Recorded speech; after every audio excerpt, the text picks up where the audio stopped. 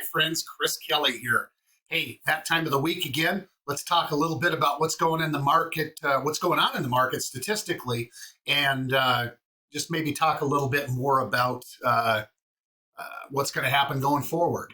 One of the graphics I was going to put out today was a picture of turbulence, which is somewhat of a rough ride, and that kind of speaks to the interest rates will improve and recede, and people are, going to jump in and out of the market, like I've said in weeks past. So let's come back to that in a minute. Let me see if I can minimize this screen. And here's the latest and greatest to wrap up the month of January. I can't believe we're already in the second month of the year, but here we are. So, new listings are low. They're down. They've continued to reduce actually the last couple of weeks. So, we're back into the threes for new listings for the week. Compare that back in 2019 when we were over six. Not twice as many, but a lot, close enough, 40%, or 80%, I should say. Solds are still really low, and this is just a result of coming out of November and December transactions. There was just less going on seasonally. But the velocity of the marketplace, in other words, the speed of which the things that are selling, still exceeds 2019, and really 2020. This is pre-pandemic 2020. So the market was still clipping along pretty darn good before we hit the pause, before it got nuts. So it's not bad. We just listed a house last night and had 4 showings already by noon today, or 12:30. So it was. There's definitely activity in the market. Median sales price has buoyed a little bit, but still it came down quite a bit. And I think we'll find if inventory numbers stay low, I think we'll find that this number will continue to buoy or even come back up, just inevitably. So that's, and these numbers right here, the actual, really the new listings to the market numbers. There's a pretty good article that I had a chance to read here recently, and I'm going to post it as a link in my Facebook post, and certainly in the email if you get it that way. But it really talks about, it's a Redfin article, and an article from Redfin News that talks about kind of what's going on and what's been happening and what's likely to happen as a result of it. So, and really the big thing there is there is a lot of here. Let me zoom this out. There is a lot of people re-entering the market on the buy side, and that's happening more than is what's happening on the sell side. So that's what's keeping inventory low. Sellers aren't convinced that it's a good time to be a seller.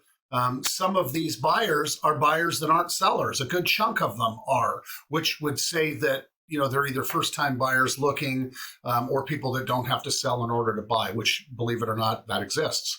So, but the article does go on to say that yes, sellers have been slower to return than buyers. So I think inevitably that'll change as well, because the other part of this is that buyers have largely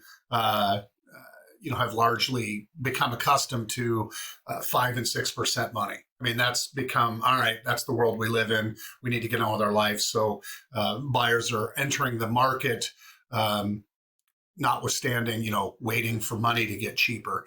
Will money get cheaper? More than likely, as I've said in the past, recent past weeks. More than likely, but over time and awfully slowly. The whole mention of turbulence in the market, it has to do with what happens with inflation. It has to do with some of these other variables that will, that have everything to do with what the Federal Reserve, what the Fed is going to do, how they push and pull the levers. And by doing that, that immediately affects where rates, the direction rates go. If rates go back up, this whole thing will slow down again, and it'll take longer. But the things that I read and the people that I listen to continue to say, look, this is going to continue to improve. And really for all the reasons that I've discussed in all of these past weeks. Again, you can always look back historically and get a pretty darn good idea of how this is going to go.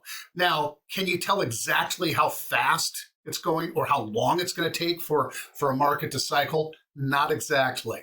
But you can, again, look historically at the things that happened, the effect that it had on things like interest rates, and ultimately the effect it had on the market. And that's how people that say, well, you can reasonably expect that it's going to take 18 months for the market to cycle, or whatever the input is. That's how those guys and gals are making those predictions. A lot of it is, historical precedents, and a lot of it is anticipation of what's going to happen with things like inflation and so on. So, the long and short of it, it's not a bad time to be a buyer. I definitely want to say this. I talk to agents all over the country. So high producing agents that are very involved and very engaged in their respective markets. Definitely the case. Different markets behave differently. So sometimes when you see national news like this article I'm reading, it talks about some markets are behaving different than others. That is absolutely true. We have a bigger inventory problem than a market like, say, Las Vegas or Phoenix, where those markets massively fluctuate with listing inventory. You couldn't find a house to buy a year ago or whatever, 18 months ago. And their inventory has went up gazillion percent. I don't know if the gazillion's a word, but a lot. And so, when inventory is plentiful or relatively plentiful and a lot of it hits the market, it definitely affects price. Coupled with interest rates going up, it definitely affects price. We haven't had that issue here. Our inventory numbers are still really low in Portland, and that's why pricing hasn't plummeted and won't plummet likely, because it's unlikely that our inventory numbers are going to all of a sudden go nuts upward. So, there is going to be something of a buoy and probably pricing going up over time. So anyway, I'm going to leave it at that for the week.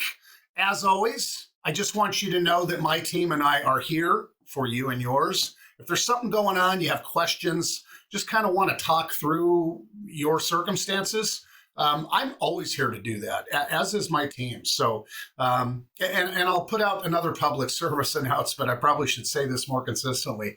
We would like to bring on a couple more good agents that want to be a part of what it is we do and the way that it is we do it. So if you know somebody, if you're that person, or somebody that you think would be a good fit for us, I'd love to chat with you, and I'd love to chat with them. So please let me know. I believe in this market to the extent that I'm looking to expand my team and expand our market share and our influence in the marketplace. So I'm absolutely and definitively putting my money where my mouth is.